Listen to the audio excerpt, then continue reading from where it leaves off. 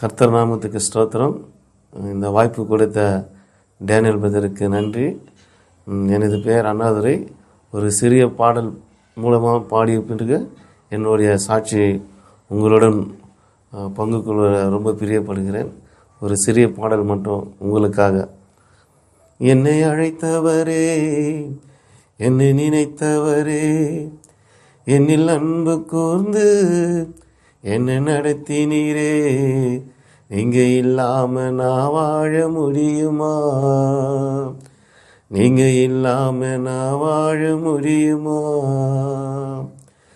என்னை அழைத்தவர் நீதானையா, என் மேல் அன்பு கூர்ந்த தெய்வம் நீரையா.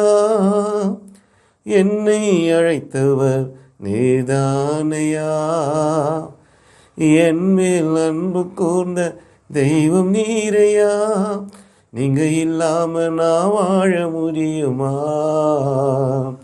நீங்க இல்லாம நான் வாழ முடியுமா? நீங்க இல்லாம நான் வாழ முடியுமா? நீங்க இல்லாம நான் வாழ முடியுமா? என்னை அழைத்தவரே, என்னை நினைத்தவரே, என்னில் அன்பு கூர்ந்து என்னை நடத்தினீரே, நீங்க இல்லாம நான் வாழ முடியுமா? நீங்க இல்லாம நான் வாழ முடியுமா? சேற்றில் விழுந்த என்னை தூக்கி நீரையா, நாற்றமெல்லாம் இரத்தத்தாலே மாற்றி நீரையா. சேற்றில் விழுந்த என்னை தூக்கி நீரையா, நாற்றமெல்லாம் இரத்தத்தாலே மாற்றி நீரையா. நீங்க இல்லாம நான் வாழ முடியுமா? நீங்க இல்லாம நான் வாழ முடியுமா? நீங்க இல்லாம நான் வாழ முடியுமா? நீங்க இல்லாம நான் வாழ முடியுமா? என்னை அழைத்தவரே, என்னை நினைத்தவரே, என்னில் அன்பு கூர்ந்து என்னை நடத்தினீரே, நீங்க இல்லாம நான் வாழ முடியுமா? நீங்க இல்லாம நான் வாழ முடியுமா? நீங்க இல்லாம நான் வாழ முடியுமா? Praise the Lord. கர்த்தர் நாமத்துக்கு ஸ்தோத்திரம். அப்பா அம்மா எனக்கு வைத்த பெயர் அண்ணாதுரை. இப்பொழுது நான் கிறிஸ்துவுக்குள் வந்த பின் எனது பெயர் வில்சன் அண்ணாதுரை என்று அழைக்கப்படுகிறது. அருமையான தேவ பிள்ளைகளே, என்னோட தாயார் பெயர் மல்லிகா, தகப்பனார் பெயர் சிவசங்கரர். நாங்கள் இந்து குடும்பத்தை சார்ந்தவங்க. எங்கள் பூர்வீகம் பூராவே மவுண்ட் ரோடு தான். அந்த இடத்துல தான் நாங்கள் பிறந்து வளர்ந்து எல்லாமே அங்கே தான். என் தாயார் ரொம்ப பக்தியானவங்க. அவங்க மேலே கிட்டத்தட்ட ஒரு 9 சாமிகள் இருந்திருக்கு. எனக்கும் தெரியும், நானும் பார்த்துருக்கேன். அப்படியாப்பட்ட இந்து குடும்பத்தில் வாழ்ந்தவங்க நாங்கள். எங்கள் அப்பா ஒரு ரயில்வேல ஃபோர்மேனாக ஒர்க் பண்ணியிருந்தார். ஆனால் அவருக்கு ரொம்ப குடிப்பழக்கம் இருந்தது. அதனால் நான் சின்ன வயதாக இருக்கும்போது அவர் தவறிட்டார். அதுக்கப்புறம் அந்த குடும்பத்தை எங்கள் அம்மா தான் பாதுகாத்து வந்தாங்க. எங்களை நல்லா வளர்த்தாங்க.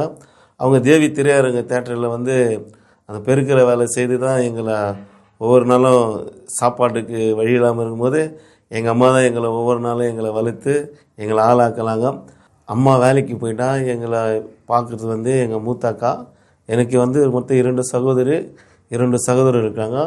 அதில் மூத்தாக்கா பேர் புஷ்பகலா, இன்னொரு அக்கா பேர் ரோஸ்லின், சகோதரர் பேர் பிரபாகரன், கதிர்வன். இதில் மூத்தாக்கா தான் எங்களை புஷ்பகலா அவங்க தான் எங்களை வளர்த்து இந்த நிலைமைக்கு நாங்கள் வந்திருக்கிற காரணம் எங்கள் மூத்தாக்கா தான். நாங்கள் ஸ்கூல் போகிறதுனால கூட எங்களை அக்கா தான் ரெடி பண்ணி அனுப்புவாங்க ஸ்கூலுக்கு. நாங்கள் கார்ப்பரேஷன் ஸ்கூலில் தான், சென்னை மாநகராட்சி கார்ப்பரேஷன் ஸ்கூலில் தான் படித்தோம். வீட்டிலேருந்து ஒரு 5 நிமிஷம் தான் இருக்கோம். எங்களை அக்கா கை கூட்டி போய் விடுவாங்க ஸ்கூலில். ஸோ அந்த ஸ்கூலில் நாங்கள் நல்லா தான் படிச்சிருந்தோம். அங்கே 1st ஸ்டாண்டர்ட்லேருந்து 8th ஸ்டாண்டர்ட் வரைக்கும் தான் இருக்குது அந்த ஸ்கூலில். நாங்கள் 8th ஸ்டாண்டர்ட் வரைக்கும் அங்கே தான் படித்தோம். படித்து முடித்த பேர் ஸ்கூலுக்கு 8th-லேருந்து 9th போகிறதுக்கு நாங்கள் சிந்தார்பேட்டை ஹையர் செகண்டரி பாய்ஸ் ஸ்கூலில் தான் என்னை சேர்த்து விட்டாங்க. ஸோ அந்த ஸ்கூல் லைஃப்பில் போகும்போது கொஞ்சம் நல்லா தான் இருந்தது. அந்த அளவுக்கெல்லாம் நல்லா படிக்கலாம் சொல்ல முடியாது, சுமாராக படிப்பேன். வாத்தியாருக்கு கொஞ்சம் கீழ்ப்படியும், அப்படி இப்படின்னு இருப்போம். வாத்தியார் போனால் வழக்கம் போல் எப்பவுமே அந்த கிண்டல் பண்ணுவாங்களே ஸ்கூலில், அந்தமாரி வாத்தியார்லாம் அப்படி கிண்டல் பண்ணின்னு அப்படியே ஜாலியாக இருந்திருப்போம். அப்புறம் ஸ்கூலில் அடிக்கடி கட் அடிச்சுட்டு சினிமா தேட்டருக்கு போவோம். இந்த தேவி திரையரங்கு தேட்டருக்கு தான் போவோம். ஸோ அம்மா அங்கே வேலை செய்கிறதுனால எங்களுக்கு டிக்கெட்டு நாங்கள் கேட்டோடனே, அம்மா இதுமாரி பசங்க ஃப்ரெண்டுங்களோட சினிமாவுக்கு போகிறோன்னு சொன்னால் அவங்க எங்களுக்கு டிக்கெட் அரேஞ்ச் பண்ணி கொடுத்துருவாங்க. இப்படியா ஊதாரித்தனமாக படங்களை பார்த்துன்னு நான் கெட்டு போயிட்டேன். புரியுதுங்களா நண்பர்களே? நான் எதுக்கு உங்கள்கிட்ட சொல்ல வரேன்னா, நீங்களும் என்ன மாதிரி கிண்டல் பண்ணின்னு, வாத்தியாரை கிண்டல் பண்ணின்னு, கண்டுக்கிற படங்களில் பார்த்துன்னு இப்படியா இருக்காதீங்க. என்ன மாரி நீங்கள் இருக்காதீங்க. ஏன்னா இதற்கெல்லாம் காரணம் ஒரு நாள் நான் ரொம்ப கஷ்டப்பட்டேன். என்னெல்லாம் நான் எழுதின பரீட்சையில் 10ஆவதுல ஃபெயில் ஆகிட்டேன். நான் அந்த ஃபெயில் ஆனதுனால எவ்வளோ அவமானங்கள், எவ்வளோ தற்கொலை முயற்சிகள்லாம் நடந்தது. எங்கள் குடும்பத்திலலாம் ஒரு மாதிரி பேச ஆரம்பிச்சிட்டாங்க நண்பர்கள்.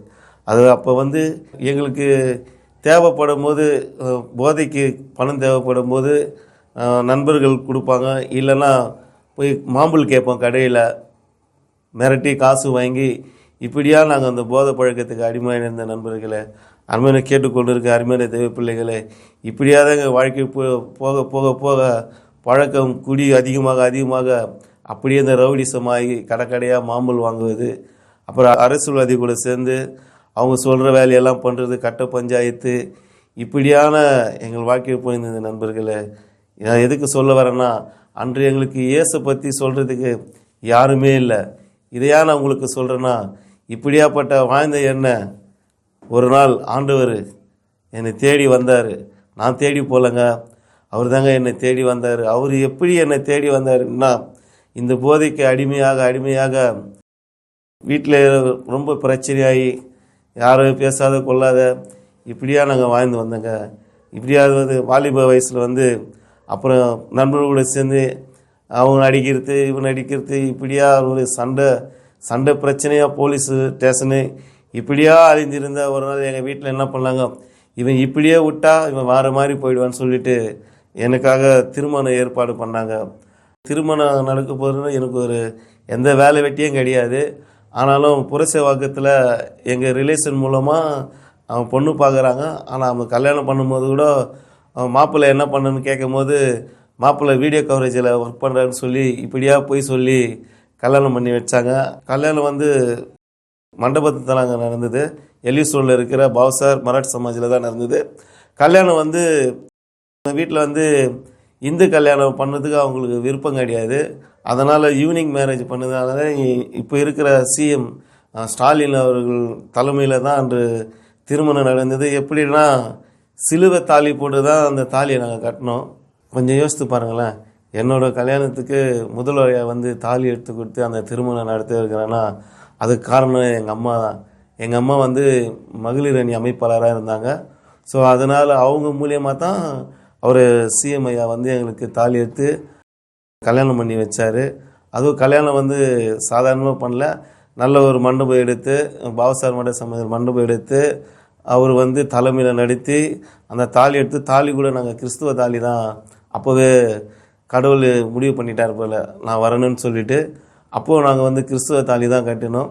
ஆனால் நல்லா தாங்க போச்சு லைஃபு. கல்யாணம் முடிஞ்சு அப்படி கொஞ்சம் வேலை இல்லாமல் தான் இருந்தேன். அதுக்கப்புறம் ஒரு வேலை கிடச்சி வேலைக்கு தான் போயினே இருந்தேன். மறுபடியும் எனக்கு நண்பர்கள் தொடர்பு நண்பர்களோட சேர்ந்து குடி பழக்கத்துக்கு மறுபடியும் அப்படி போகும்போது வீட்டில் கொஞ்சம் சலசலப்பு ஏற்பட்டது. அப்புறம் அப்படியே சமாதானமாய் அழகான எனக்கு ஒரு ஆண்மகன் பிறந்தான். அவன் பேர் சஞ்சய், மனைவி பேர் இந்துமதி. இப்படியே நல்லா தாங்க லைஃப் பண்ணியிருந்தது. இருக்க மறுபடியும் நான் வேலையை விட்டு மறுபடியும் அந்த அரசியல் பக்கம் ஓட ஆரம்பிச்சிட்டேன். அரசியல்னாலே அடிக்கடி லீவு போடுறது, வேலை வெட்டிக்கு போகாமல் இப்படியா ஹோட்டல்லையும் கடைகளையும் இருக்கிறத வாங்கி வீட்டில் கொடுத்து சாப்பிடுறது. அன்றைய நாள் அன்றைக்கி கழிச்சிருவேன். ஒரு கடையில் ஹோட்டலில் போயிட்டு சாப்பாடு வாங்கிக்கின்னு அவங்க கொடுக்குற காசு எடுத்துன்னு போய் வீட்டில் கொடுத்துன்னு இப்படியா தாங்க வாழ்க்கை போயினே இருந்தது. போக போக அடுத்தது பெண் குழந்தை பிறக்க ஆரம்பித்தா. அவள் பேர் சுசித்ரா. நான் அப்போ பெண் குழந்தை பிறக்கும் போது ஒரு ஃபைனான்ஸ் கடையில் வேலைக்கு போயிருந்தேன். ஆட்டோ ஃபைனான்ஸில். அப்படியே ஒரு கணக்கு புள்ள மாரி அப்படியே வேலை பார்த்துன்னு இருந்து அந்த கொடுக்குற சம்பளத்தை வாங்கி வீட்டில் கொடுத்துன்னு மறுபடியும் அந்த குடி மறுபடியும் குடி டெய்லியும் இப்படியே குடிச்சு குடிச்சு குடிச்சு குடிச்சு வீட்டில் நிம்மதி இல்லை, பிரச்சனை பிரச்சனை பிரச்சனை இப்படியாய் கடந்து போயினே இருந்து என்னோடய வாழ்க்கை. மூன்றாவதாக ஒரு மகன், அவன் பேர் சச்சின். அவன் பிறந்த பிறகு தான் அப்படி கொஞ்சம் லைட்டாக எல்லாமே கட் பண்ண ஆரம்பித்தேன். பட் இருந்தாலும் நண்பர்கள் என்னை விடலை. அவர் நண்பருக்கு ஏதாவது ஒரு பிரச்சனைனா ஃபஸ்ட்டு என்ன தான் கூப்பிடுவாங்க. இப்படியா போயிட்டு இருக்கும்போது ஒரு மறுபடியும் போலீஸ் ஸ்டேஷனு இப்படியா போன வாழ்க்கை வந்து தாறுமாறாக போயிடுச்சு என் வாழ்க்கை. மனைவி கோச்சின்னு அவங்க அம்மா வீட்டுக்கு போயிட்டு அப்புறம் மறுபடியும் அவங்கள சமாதானம் பண்ணி கூட்டின்னு வந்து இப்படியா போக போக நான் வந்து பக்கா ரஜினி ரசிகருங்க. ரஜினி படம் ஒன்றுனா நாங்கள் மிஸ் பண்ண மாட்டோம்.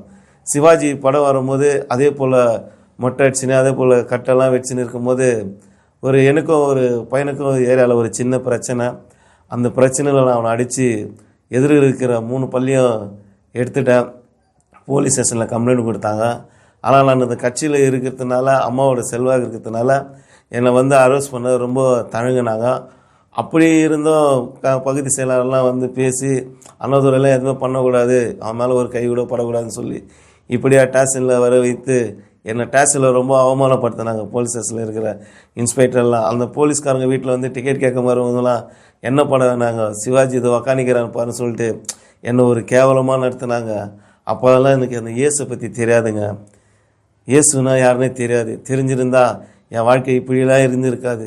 அப்புறம் போலீஸ் ஸ்டேஷனில் ஒரு 5 நாள் ரிமாண்ட் பண்ணோம் அப்படி இப்படின்னாங்க. ஆனால் அவங்களால ஒன்றுமே பண்ண முடியல. அவங்க அப்பாவும் எதே டிஎம்கே கட்சி தான், அதனால் எதுவும் அவங்களால ஒன்றுமே பண்ண முடியல.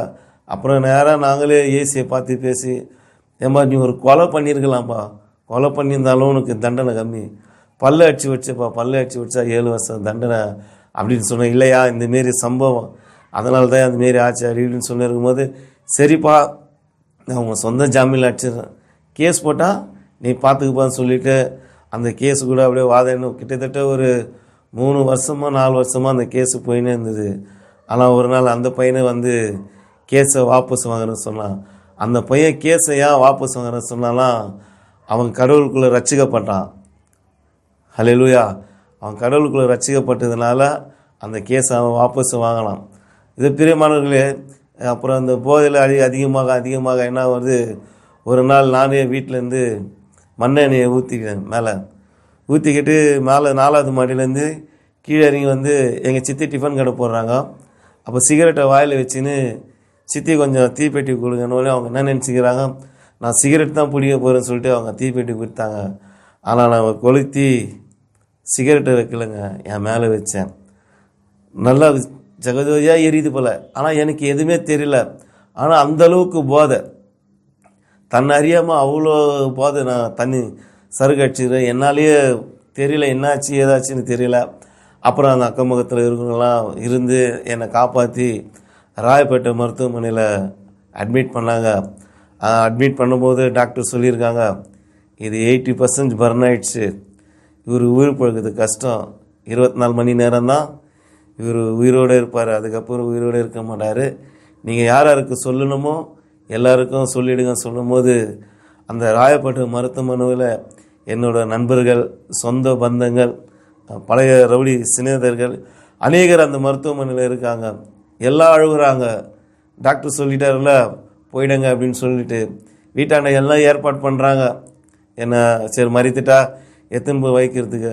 அப்போ நான் அடித்து பல்ல வச்சேன்னு சொன்னேன்னு பார்த்தீங்களா, அந்த சகோதரன் போகிற சர்ச்சைக்கு அங்கே இருக்கிற ஒரு ஊழியக்காரர், அவர் ஒரு விசுவாசம், அந்த ஊழியக்காரரை கூட்டின்னு வந்து எனக்காக ஜெபிச்சாருங்க. எந்த சொரணையே இல்லாமல் இருந்தேன். ஆனால் பாருங்கள், அந்த பாஸ்டர் ஜெபிக்கும் போது என்னோடய கால்கள் கொஞ்சம் அசைவு உண்டாச்சு, கைகள் அசைக்க ஆரம்பித்தேன். அப்புறம் அவர் என் நெத்தியில் கை வச்சு ஜெபிக்கும் போது நான் அப்படியே அந்த நெத்தி அப்படியே அவர் கையோடு ஒட்டி வந்தது. அவர் டப்புன்னு தட்டினோடனே மறுபடியும் அந்த நெத்தி கீழே வந்தது. இப்படியே அப்படி ஜெபிக்க ஜெபிக்க எனக்குள்ளே ஒரு விசுவாசம் வந்தது, நான் உயிரோடு வந்துடுவேன்னு சொல்லிட்டு. அப்போ நான் அந்த ஐயா கிட்ட பேச ஆரம்பிக்கிறேன். ஐயா கிட்ட கேட்குறேன், ஐயா எனக்கு இந்த இயேசு உயிரை கொடுத்துருவாரா, இந்த எல்லாம் இயேசு வந்து எல்லாருக்கும் உயிரை கொடுக்குறாரு, காப்பாற்றிடுவாரு சொல்கிறாங்களே, என்னையை காப்பாற்றிடுவாரா, நான் அவர்கிட்ட கேட்குறேன். அப்போ அவர் சொல்கிறார், கண்டிப்பாக இயேசு உனக்கு ஜீவனை கொடுப்பாரு, நீ உயிரோடு வருவ, உன் மனைவி பிள்ளைகளோடு நீ வாழ்வ, கர்த்தர் உன்னை சாட்சியாக நிறுத்துவார், நான் விசுவாசிக்கிறேன், நீ உயிரோடு வருவேன்னு சொல்லிட்டு. அப்போ நான் அந்த ஐயா கிட்ட சொல்கிறேன், ஐயா ஒரு நாள் உங்கள் சபைக்கு நான் வந்துக்கிறேன் ஐயா. எப்போப்பா வந்துக்கிறேன்? இல்லையா, ஒரு நாள் நான் வந்திருக்கிறேன், எங்கள் அக்கா சின்ன அக்கா கூட்டின்னு வந்திருக்காங்க, நான் வந்துக்கிறேன்றேன். எனக்கு ஞாபகம் இல்லைப்பான்னாரு. சரி ஐயா, அப்போ சொல்கிறேன், ஐயா ஆண்டவர் எனக்கு உயிரை கொடுத்துருவாரா? அவர் சொன்னார், கண்டிப்பாக உனக்கு ஜீவனை கொடுப்பாருன்னாரு. அப்போ நான் ஒரு வார்த்தை சொன்னேன், ஐயா ஆண்டவர் மட்டும் எனக்கு ஜீவனை கொடுத்துட்டாருன்னா நான் என் ஜீவன் உள்ள வரைக்கும் நான் அவருக்காக நான் ஊழியம் செய்வாயான்னு அவர்கிட்ட நான் சொன்னேன். அப்போ அவர் சொன்னார், கண்டிப்பாக நீ ஜீவனோடு வருவ, அந்த ஊழியத்தை நீ செய்வ அப்படின்னு சொல்லிட்டு அவர் ஜெபிச்சுட்டு போனார். ஆனால் அவர் ஜெபிச்சுட்டு போன ஒரு மறுநாளே எனக்கு அந்த ஜன்னி மாதிரி வந்துச்சு சொல்லிவிட்டு எல்லாரையும் கடைசியாக பார்க்கணுன்னு சொல்லிவிட்டு என் சொந்த பந்த நண்பர்கள் எல்லாம் ஹாஸ்பிட்டலில் வர ஆரம்பிச்சிட்டாங்க. மறுபடியும் ஒரு ரவுடி ஃப்ரெண்ட்ஸு எல்லாம் ராயப்பட்டி ஃபுல்லாகி போயிடுச்சு. அப்புறம் ராயப்பட்டில் எல்லாம் கேட்குறாங்க, யார் இவருக்கு இவ்வளோ ஜனம் வந்துக்குதுன்னு சொல்லிட்டு எல்லாம் பேச ஆரம்பிக்கும் போது இந்த பக்கம் கட்சிக்காரங்க ஃபோன் அடிச்சுனே இருக்காங்க. ஒரு தமிழரசு அவங்க ஃபோன் அடிக்கிறாங்க. பகுதி சிலர் எல்லாம் டிஎன்கிட்ட ஃபோன் பண்ணி பேசுகிறாங்க. என்னங்க, இல்லை சார் மறுபடியும் அவருக்கு ரொம்ப சீரியஸாக இருக்கார், பொழைக்க மாட்டார் சொன்னாங்க. ஆனால் மறுபடியும் அதே ஊழியக்காரர் எனக்காக ஜெபிச்சார், கடவுள் எனக்கு ஜீவனை கொடுத்தாரு. மருத்துவர்களால் கைவிடப்பட்ட, சொந்த பந்தங்களால் கைவிடப்பட்ட என்ன அவருடைய ஜெபத்தினால், ஆண்டவராக இயேசு கிறிஸ்துனால இன்று நான் உயிரோடு இருக்கிறேங்க. என்னால் முடிந்த அளவுக்கு அநேக இடங்களில் சுவிசேஷங்களை சொல்லிட்டு வரேன். கடவுள் எனக்கு செஞ்ச அற்புதத்தை அதிசயம் நான் ஒவ்வொரு இடத்துல பாடல் மூலமாகவும் சுவிசேஷம் மூலமாகவும் அறிவிச்சுட்டு வரேன். இதை ஏன் நான் உங்களுக்கு சொல்ல வரேன்னா, இப்படியா ஒரு பாவியாக இருந்த எண்ணெய், மரணத்துக்குள்ளே இருந்த எண்ணெய், மருத்துவர்களால் கைவிடப்பட்ட எண்ணெய், சொந்த பந்தங்களால் கைவிடப்பட்ட எண்ணெய், கட்டின மனைவியால் கைவிடப்பட்ட எண்ணெய், கை தூக்கி என்னை இந்த அளவுக்கு நிறுத்தி வச்சிருக்கிற ஒரு தேவன் யாருன்னா, ஜீவனுள்ள தேவன் யாருன்னா ஆண்டவராக இயேசு கிறிஸ்து தான். அருமையான சகோதர சகோதரிகளே, இதை பார்த்து கொண்டு இருக்கிற உங்களுக்கு நான் சொல்வது என்னவென்றால், என்ன மாரி பாவியாக இருக்காதீங்க. என்ன மாரி இது கடைசி காலம் இருக்கும் போது ஆண்டவரை தேடிடுங்க. பின்னால் ரொம்ப கஷ்டப்பட்டு என்னை போல் பாவியாகி தேடாதீங்க. அதை தான் நான் உங்களுக்கு சொல்ல வரேன். புரியுதுங்களா? இருக்கும் போது ஆண்டவரை தேடிடுங்க, இருக்கும்போது ஆண்டவரை கைப்பிடிச்சிருங்க. கண்டிப்பாக அவர் உங்களை நடத்தார். என்னை நடத்துகிற தேவன் உங்களையும் நடத்துவார். அது மட்டும் இல்லைங்க, கர்த்தர் கொடுத்த 3 பிள்ளைகளும் அருமையான பிள்ளைகள். பெரிய பிள்ளை பேர் சஞ்சய், அவர் ஒரு கம்பெனியில் ஒர்க் பண்ணுறான். 2வது மகள் சுஜித்ரா, அவள் பிஏ முடிச்சுட்டு ஒரு இடத்துல கால்ஸ் அட்டன்னு ஒர்க் பண்ணுறான். சின்னவன் +1 படிச்சுட்டு இருக்கான். நானும் ஆண்டவருக்கு அன்றைக்கி நான் பொருத்தனை பண்ண மாதிரியே வேலை பார்த்துக்கினே ஊழியங்கள் செய்து கொண்டு இருக்கிறேன். அருமையானவர்களே, எனக்காகவும் என் குடும்பத்துக்காகவும் என் ஊழியத்துக்காக ஜெபித்து கொள்ளுங்கள். உங்களுக்காக நான் ஜெபிக்கிறேன். இயேசுவை போல யாருமில்லை என் வாழ்வினில் இனிமேல் ஏது தொல்லை, உலகத்தாலே நான் தள்ளப்பட்டேன், மனுஷராலே நான் வெறுக்கப்பட்டேன், இயேசுவாலே நான் பிடிக்கப்பட்டேன், இயேசுவாலே நான் பிடிக்கப்பட்டேன், மனுஷரின் நடுவிலே நான் உயர்த்தப்பட்டேன், இந்த மனுஷரின் நடுவிலே நான் உயர்த்தப்பட்டேன். இயேசுவை போல யாருமில்லை என் வாழ்வினின் இனிமேல் ஏது தொல்லை. அருமையான தெய்வ பிள்ளைகளே, இதுபோல மனுஷர்களால் தள்ளப்பட்டு ஒதுக்கப்பட்டு வெறுக்கப்பட்டு அப்படியா வாழ்ந்த என்னை ஆண்டவராகிய இயேசு கிறிஸ்து என்னை ரட்சித்து என்னை இவர்கள் யார் முன்னாடிலாம் நான் தலை குனிந்தனோ அவர்கள் முன்னாடிலாம் என்னை உயர்த்தி வச்சிருக்கிறார். அருமையான தெய்வ பிள்ளைகளே, உங்களுக்காக இப்போ நான் ஜெபிக்க போகிறேன். அன்பின் பரலோக பிதாவே, இந்த நல்ல வேலைக்காக உமக்கு நன்றி செலுத்துகிறேன் கர்த்தாவே. அப்பா இதோ கர்த்தாவே ஆண்டவரே ஸ்தோத்திரம் கர்த்தாவே. அப்பா இதை பார்த்து கொண்டு இருக்கிற ஒவ்வொரு சகோதர சகோதரிகளும் அப்பா சிறு பிள்ளைகளையும் ஆண்டவரே முதியோர்களையும் இளைஞர்களையும் ஆண்டவரே ஒரு கருத்தில் கர்த்தாவே. அப்பா இந்த சாட்சி இவர்களுக்கு ஒரு பிரயோஜனமாக இருக்கட்ட கர்த்தாவே. அப்படி ஆண்டவரே ஸ்தோத்திரம் கர்த்தாவே பார்க்குற ஒவ்வொரு ஆண்டவரே ஸ்தோத்திரம் கர்த்தாவே. அப்பா நீங்கள் ரட்சிப்புக்குள்ளே கொண்டு வர போகிற கிருபைக்காக நன்றி செலுத்துகிறேன் கர்த்தாவே. அப்பா அடியின் சாட்சி மூலமாக ஆண்டவரே ஸ்தோத்திரம் கர்த்தாவே அநேகர் மனம் திரும்ப நீங்கள் உதவி செய்யுங்க கர்த்தாவே. அதற்காக நன்றி செலுத்துகிறேன் கர்த்தாவே. அப்பா அருமையான பாஸ்டர் ஆண்டவரே டேனியல் ஐயாவுக்கு ஆண்டவரே கர்த்தருக்கு கர்த்தாவே. அப்பா அநேகர் ஆண்டவரே ஸ்தோத்திரம் கர்த்தாவே. அப்பா அந்த சேனல் மூலமாக அநேகர் ஆண்டவரே ஸ்தோத்திரம் கர்த்தாவே வெளிக்கொண்டு வந்து கொண்டு இருக்கிற ஐயா ஆண்டவரே கர்த்தருக்கு கர்த்தாவே. அப்பா அந்த சேனலை நீங்கள் ஆசீர்வதிங்க. அப்பா அந்த சேனல் அவருக்கு தேவையான யாவற்றையும் ஆண்டவரே நீங்கள் ஆசீர்வதிங்க. அவர் குடும்பத்தை ஆசீர்வதிங்க ஆண்டவரே. மனைவி பிள்ளைகளை ஆசீர்வதிங்க. அப்பா அந்த ஐயா போகலும் வருகலை ஆண்டவரே சொத்திரம் கர்த்தாவை நீங்கள் பாதுகாத்து கொள்ள போகிற கிருபைக்காக நன்றி சொத்திரம் கர்த்தா.